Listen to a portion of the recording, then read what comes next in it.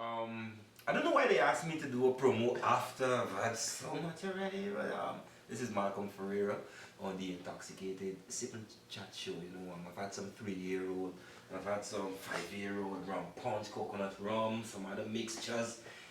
It's just great. Tune in to see exactly what's happening. Sip and chat.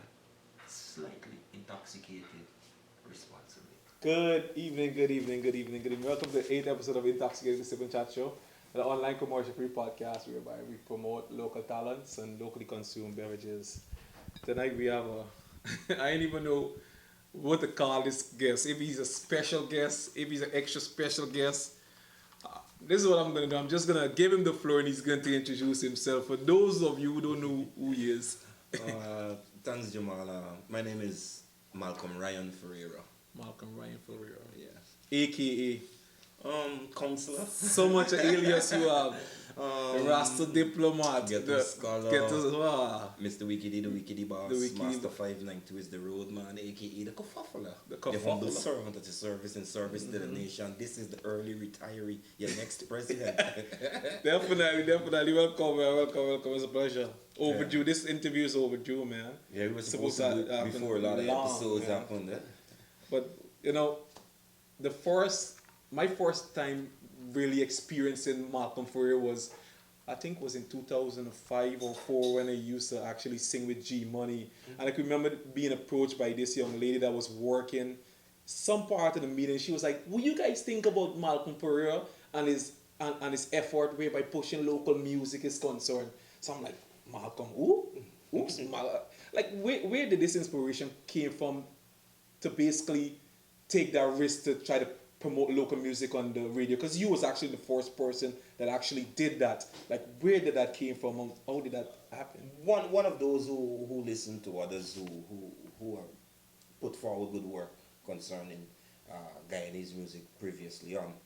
I actually was in the first Soca Monarch competition. You know, I had a group I used to sing with called Ghetto Voices. And we entered the competition with a song called All She Want Is Rich Man. She no want no poor man. She tired of wearing rubber band. Has a wristband. So she make a switch man. Not any and which man. Tell me she love Simon. Ugly like Cayman. But he wearing diamond. Lyrics. So what happened is I was reminded of it years after. Adrian Dutchin reminded me that whilst looking at the performances on stage, I told him, these songs are great, but no one knows it. No, the country doesn't know. Yeah. And I told him at that moment that I'm going to go on the radio and play Guyanese music. He reminded me years after on a radio show that I was hosting. So basically it was just to promote Guyanese music, and I left a good paying job, actually, you know, from as a youngster receiving over $100,000 to go into to public service that give at that time was $20,000+ a month. Mm-hmm. was a great sacrifice for me and my family to go play Guyanese music. So it was just to promote what we had, because we were being disrespected in the form of not being even recognized. That's a fact. Even today. Yeah, greatly so. Yeah. Nothing has really changed.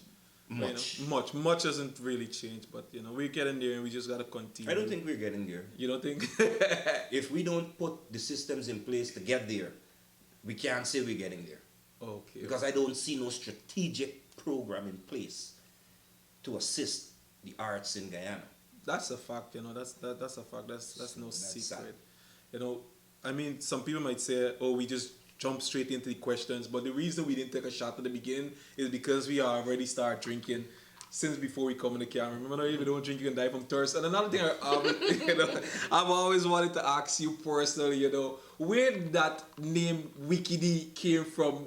What is the story behind that alias? It was on the radio. Wickedeedee actually is an old word from Guyana. My grandmother, I remember using Wicky. Really? Like if your moderation. Oh, yeah. You live out there. Your Wickedy, yeah. So it is a Guyanese word indeed, yeah. To not really respond in a certain way to certain callers. Yeah. We started to say Wickedeedee, hey, you Wickedeedee, and then the people, the listeners came on with it, and Wickedeedee then became Mr. Wickedeedee, and it was put on to me, so I accepted it. You accepted it. Yeah. And then you went out and you basically capitalized on it. You dropped a single Yes. that was mashing up the entire. Mm-hmm. Could we look forward to another single anytime soon? I have recordings, you know. You have recorded? I have recordings. Okay, you see that? With So- Guyanese and overseas producers. But I have chosen not to release because what those recordings are saying is Yeah. Malcolm 2 years ago. Good. It's not Malcolm now. No, Those recordings are talking about Yep. about elasticity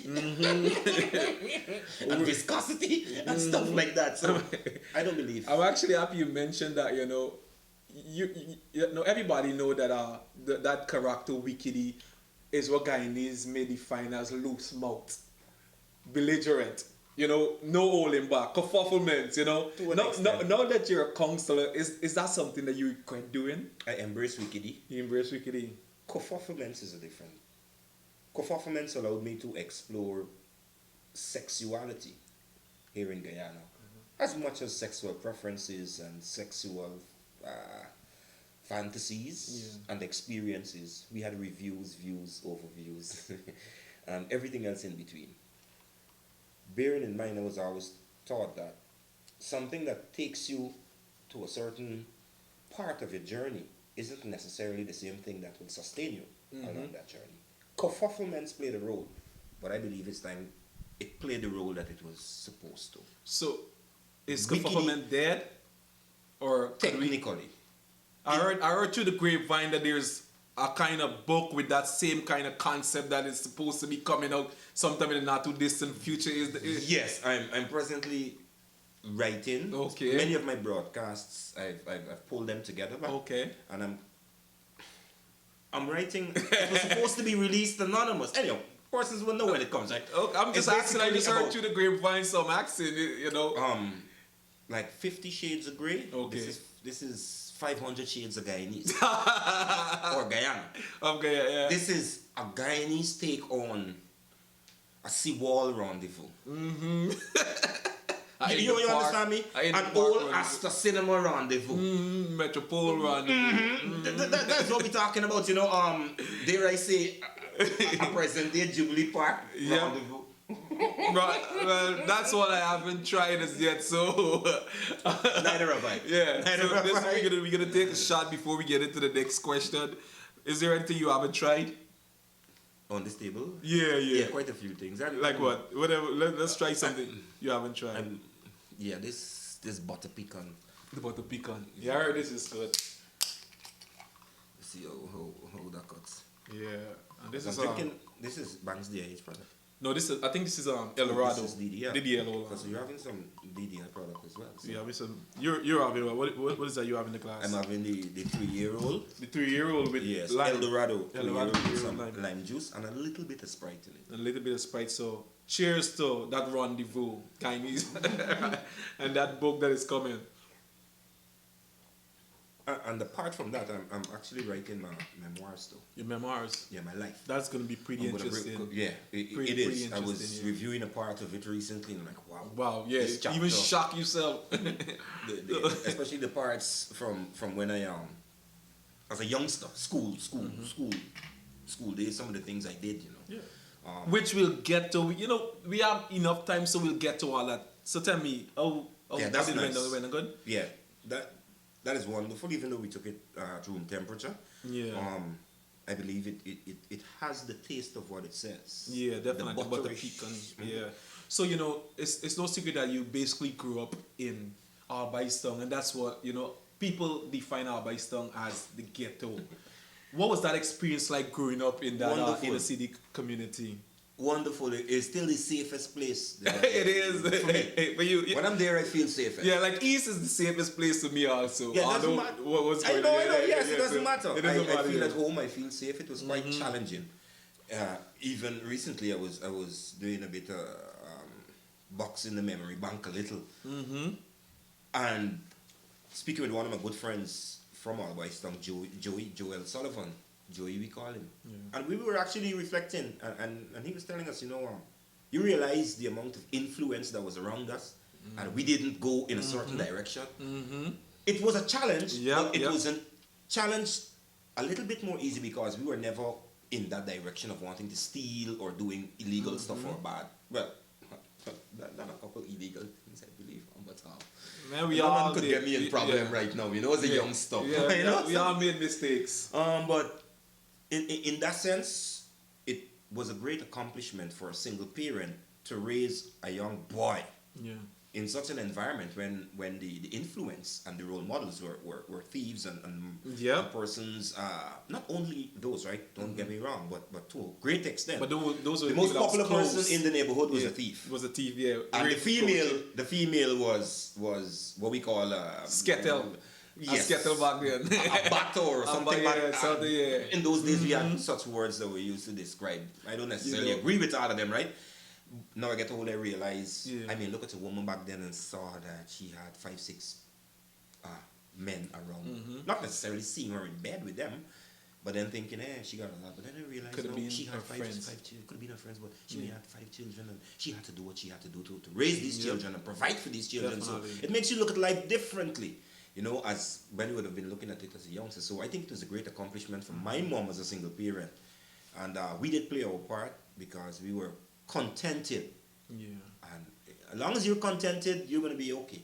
Yeah. You're going to be okay. You're not contented with how the position that your life may be in. But what you have. Yes. In the 1990s, I can remember Albistown was considered as one of the most dangerous place in Guyana. How did you basically cope with the daily obstacles that you was faced with in order to get to this position where you're at right now? Of course, it can be a challenge whereby keeping focus on school is concerned. And suppose you got your little friends, the peer pressure. How did you beat those odds? I grew up in an extended family. Okay, I had 5 female cousins that were all older than me. Okay. So they used to look over. And my grandmother was there. She played an important role until she died when I was like 10 plus. My mom played an important part. So this extended family created somewhat of a shield around me. Okay. They realized my potential and my cousin got a shout out. She may watch this. Allison, she's a pediatrician. She really put her money towards my education. Understand? So you can't forget those days. Can't forget the days of Auntie Golin and Auntie Sumin that fed me. Okay. As a youngster, when my mom was out, these and I'm talking about these are Indian neighbors that they made sure that I had lunch, snack. If my mom came home late from work, sometimes she worked 2 jobs or 3 in instances. One maybe one day alone, but she had more than 1 job, so they made sure I ate and everything. So all of those persons played an important. If I couldn't get food to eat and not knowing that I could go and trust a food here or get a food here or something to eat, that would have taken me to the streets fully. Yeah. And plus, we was hustlers led by. Definitely pick up your things that drug addicts do now. Yeah. That was we were. Yeah. Bottle, brass, copper, aluminum, iron. That was our job. So, looking back to young Malcolm, right? What type of advice would you give if you had to give advice to young Malcolm at this age? What type of advice? What are some things you would say to your younger self, like when you was 14, 13? What is some of the advice, knowing what you know now, in the position that you're in right now? What is some of the advice you would give to a 14-year-old Malcolm? If I want to be specific, I would tell myself to ease up a little sometimes. Ease up, and even hard on myself. Okay. But that allowed me to achieve a little. Okay. If you don't drink, you can die from thirst. You can drink. Ease up a little, right? Don't go so hard on yourself. But stay the course. Stay the course. Yeah, stay the course. But more importantly, I would ask myself to still absorb as much as I can from the environment that I'm in, which is the ghetto.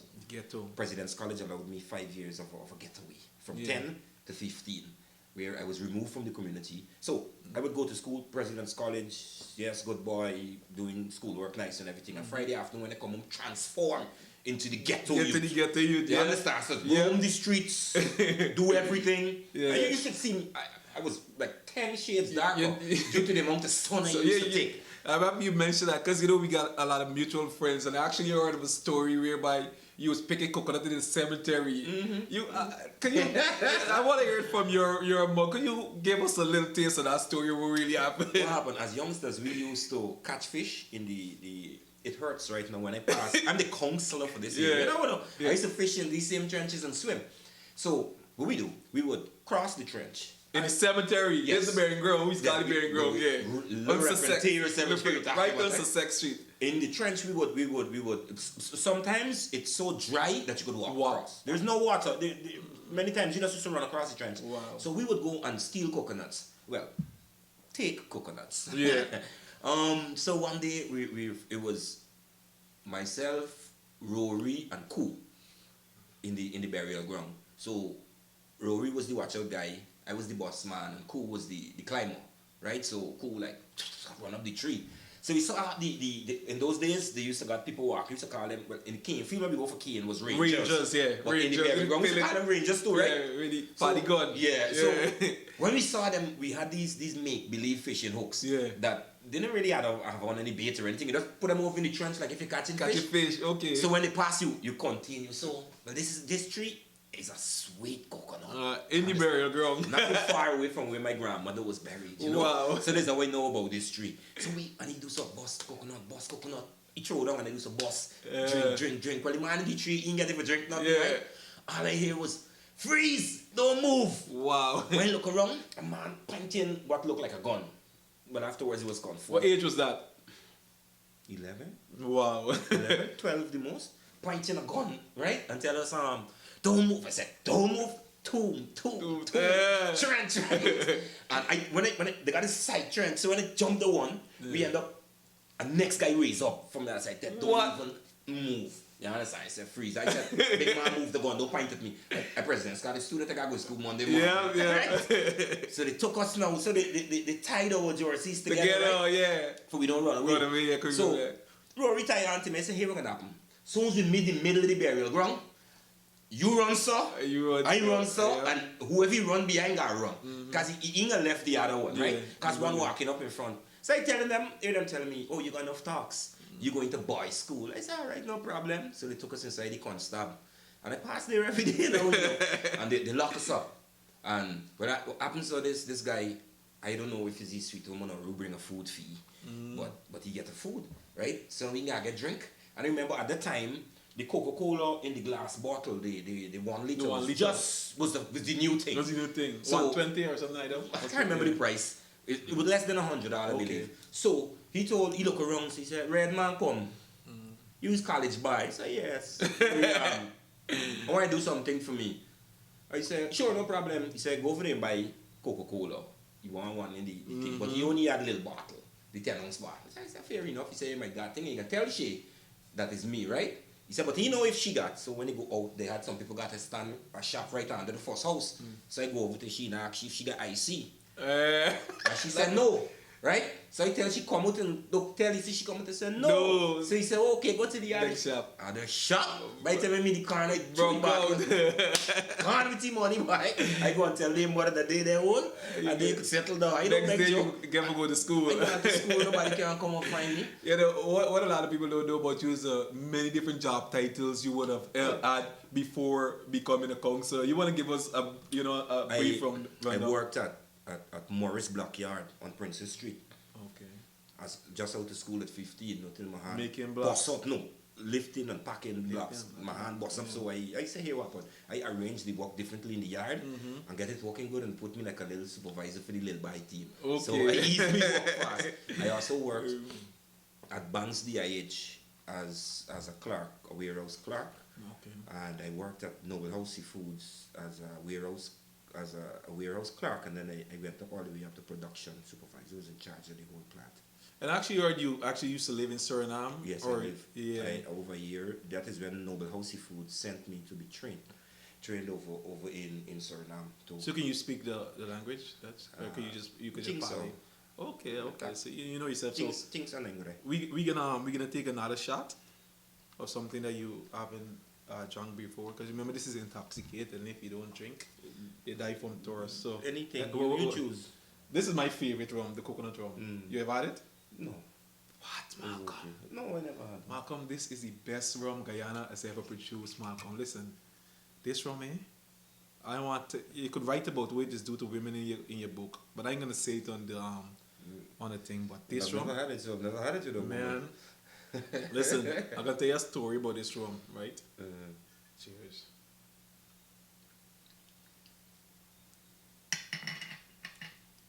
mood. Look at that. It's a female drink. If you notice, there's the story I was just gonna tell you. If you notice, do it to female after two. Remember the other thing named wine and bed over for Lena? Mm-hmm. Yeah, you would have though. But the minimum want to see that. Minimum want to see that. Well, 10 times bad. There's like wine and bed over with Spanish fly mixed together. Wow. It's dangerous, man. Bye. Mm-hmm. It's reserved though. Restored. Women love this, but the only problem they got is the bottle. You know, we was on the seawall with some friends, and then my friend pull out 2 bottles and say, "Hey, girls, we are going with this rum, with this high wine bottle thing." By the time them drink 2 shots, them say, "Well, perhaps we could get a safe from." By the time things to the bottle and the other bottle, and girls say, "We want more, we want more." Bad rum, buddy, bad. You buy these rum, or you just get them? I just buy some. My friend here, Perfect Beauty Star, she just buy some. My other friend, this guy Maceo from a lot of Meals on Wheels, he just buy some. So we just chip in and we just buy. You know, I'm currently in talks with, you know, the people that's responsible for the rum. You know, to see what's gonna be nice. Yeah, it would be nice. You know, we're gonna just basically take a detour from the regular conversing what we do right now. You know, if it's okay, I would like to ask you a question about a social. Important social issue that's running right now, parking meter. You know, what is your take on the whole fiasco, on the whole parking meter fiasco? People wanting it to, you know, be removed, and people wanting the deduction and stuff like that. I don't have a car, I have PVV2, you know, PVV2. So it really don't affect me. But you're a driver and you're a part of the Georgetown Councilor, Mayor City Council. What is your take on everything that's going on? It is well within the people's right to protest. Okay. Especially for an issue that is very close to them. Mm-hmm. I do believe the charges, the rates are way up there. You understand? Okay. I believe that could come down quite a bit. And with all said and done, not necessarily this project, but there is need for a comprehensive overhaul of the traffic plan for the city. Mm-hmm. For far too long, the slackness and lawlessness has been allowed to progress, and dangerously so, in that it is almost as if it's normal behavior now, where buses pull in, park anywhere. Yeah. The bus stops are identified and they're not used as stop points only. That has to do with even passengers expecting a vehicle any part of the road. Yep. There is the issue of, in my estimation, public transportation is terrible. And I'll tell you why it's terrible. There is no proper insurance. There are no proper guidelines that are followed. There is no regulatory body that is effective and efficiently in charge and controlling public transportation. Anyone could just get a minibus, register it, get a license, and you become a provider of public transportation. It shouldn't be like that. This has to be regulated. So it is even wider than parking meters. You understand? This is just like the beginning. There's a part of what may be necessary for traffic control. Solution to traffic control. In Georgetown, especially, in the center, the commercial district. Let's talk about Team Legacy. That's the party that you ran with for local. Not a party, a non-governmental organization. That you ran with. What really sparked that interest whereby running for local government is concerned? Like, what was the inspiration behind that, Malcolm? Because honestly, I would have expected it, but then some people who don't know Malcolm probably was like, "What? Really?" I believe I have the same amount of passion as most of, if not all, the residents of Alung and Georgetown. Okay. And I believe me putting my hand up and say I would like to give this a try for us is something that any citizen who cares about the community, the country, and affairs for people should be willing to say, count me in.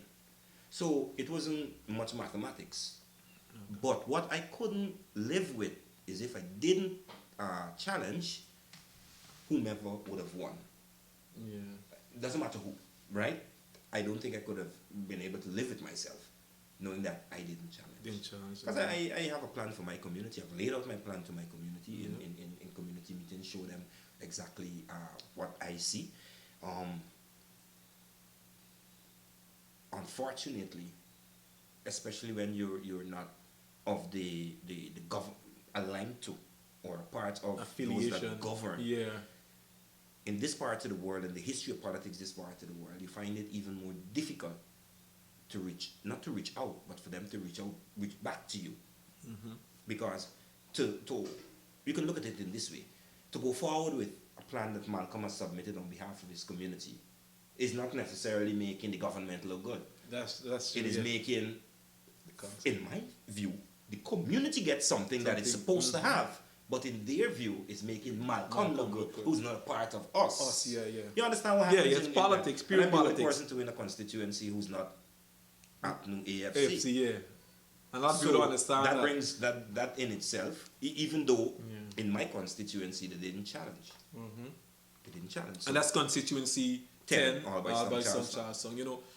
You're a councillor and you're doing an amazing job. I've seen all the pictures and everything. I've actually even visited the camp that you had, and I gave out a few you performed there for us, man. Thanks. Is this something that you're gonna settle for, or does Malcolm have bigger dreams? What I realize, if you really want to make an impact in people's life, and if you really want to bring about true change, you have to be in the position where you could call the shots properly. You understand? Like a presidential position. Councilor leveling, cut it. That's only for community. That's a community. If you care about a national an issue or a national cause, then council level is a good starting point. It's where Forbes Boredom started. It's where so many others have their chance in City Hall to come forward and present plans. So, is it safe to say that in probably 2020 or 2024, it's every 4 years election, right? We could have the fourth dreadlock president of Guyana? That is all dependent on if the people are ready for that. No, are you ready for that though? If the people... Do you think you're ready for that kind of responsibility? When one is called to perform public service on behalf of, and especially for your country, one should jump at the opportunity, because not many of us get this chance. You understand? If you really believe you want to make a difference and to create proper and positive change in your land, then you should jump at the opportunity. I've been hearing from persons who are saying, yeah, we think you could, but you need to build up on this way. So it's advice that is coming in. Yes, I see myself as the president of Guyana. Definitely. I could take a shot for that. Definitely. Let's take a real shot. What is something? Have you had the rum punch? Malcolm, will you just really drink, my buddy? You don't support local rum? But just like how I haven't had all these things, I haven't had all the other overseas liquors either. Yeah, well, so it's not like I'm having overseas rum and not Guyanese rum. Oh, you're not much of a drinker? No. Okay. That's what happens when alcohol gets you. So, cheers to presidential candidate Malcolm Ferreira. Candidate to start with. Candidate. So, let's talk a little bit about future leaders. It's a vital initiative, which in my case is the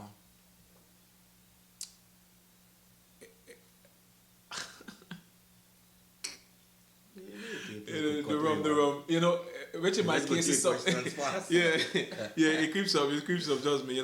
It's something that's helping hundreds of kids, on a daily basis. I've been there, as we've said earlier, and the turnout is phenomenal. For those who don't know what it is, you want to give them a brief description about what it is and what is it you guys does there? The Ambitious Future Leaders Youth Group of Constituency 10 was started by... I don't mean to cut you, but is it just something for the kids from Albion and Charleston, or could people from... Yeah, we have persons from all over. Okay, so... But you have to identify who you are. Yeah. We are the Ambitious Future Leaders Youth Club from Constituency 10, which is Albion Charleston. Councilor Boswick and I, we held the youth club, the youth camp. Summer camp and the Future Leaders camp, and the children decided that they want to name the club ambitious future leaders. Ambitious so future if they say leader. that, then we go with that. Yeah. So we've gotten hundreds of children together, Yeah. and quite a challenge, you know. For Different personalities. Apart from personalities, different. What can I say? Different mindset, different training, different upbringing, different Definitely. situations at home. You know, different outlook on life. So it was quite challenging, but it's turned out great so far. We've gotten help from many businesses in the community support, and outside of the community, overseas persons have been donating stuff. Right now, I have a couple of barrels to go give out in the community with clothing, footwear, and some school supplies that came. So lots of persons on board, but it's very challenging to actually have hundreds in one place, and be able to do something constructive. So you guys are definitely doing a lot of things that is constructive by those kids. What I figured out is if we make a start with the children, we could probably influence something for the better going forward. Definitely.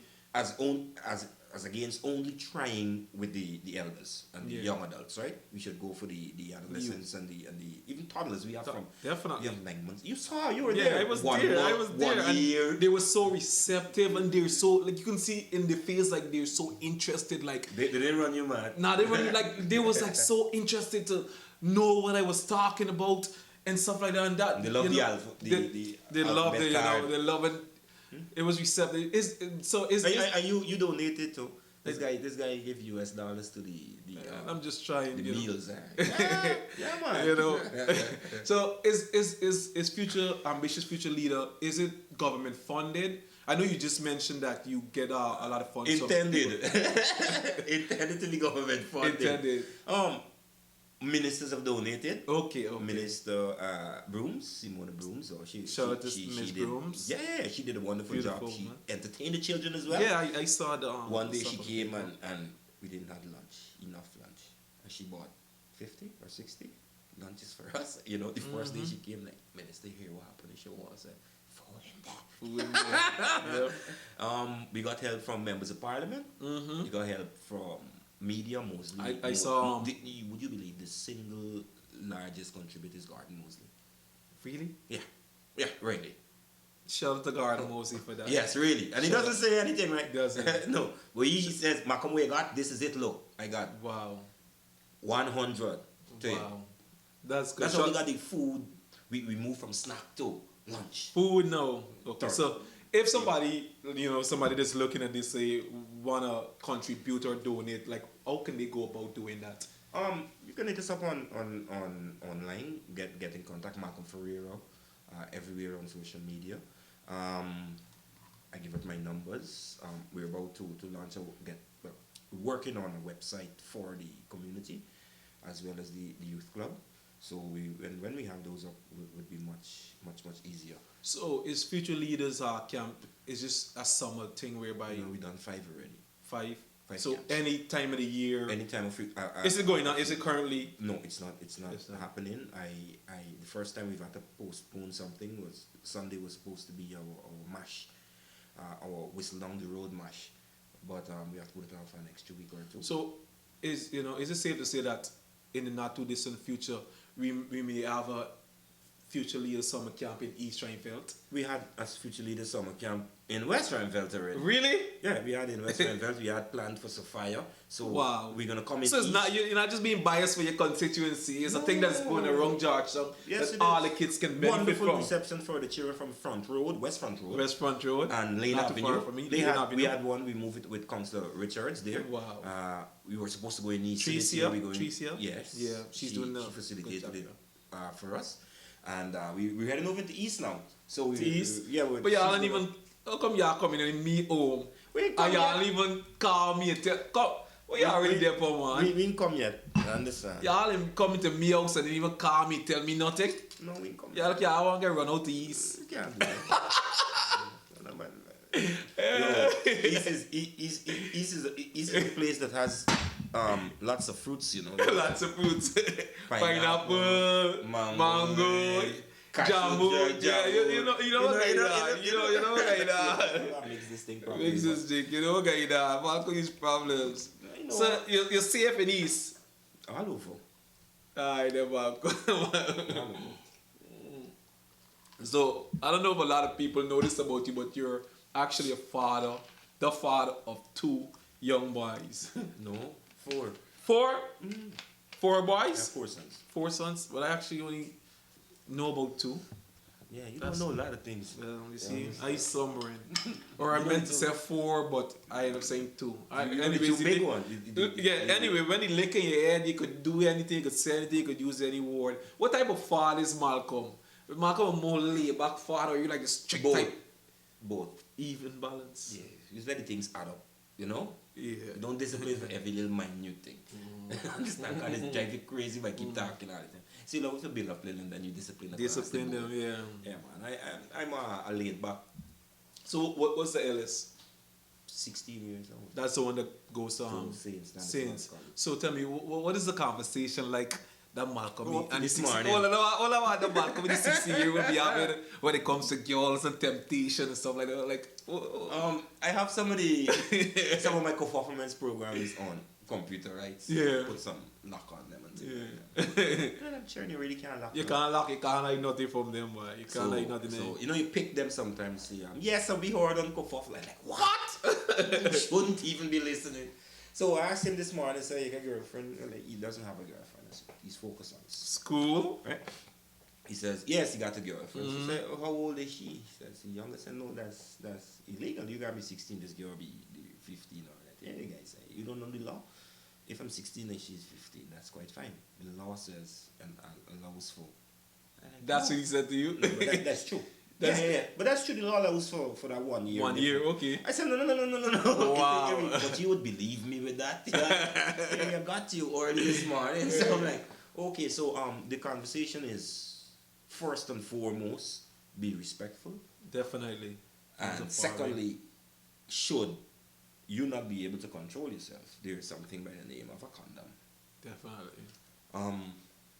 I would find you would get the phone calls coming in on the landline. May I speak to Malik, please? And like, who are you? Friend. I call your mother.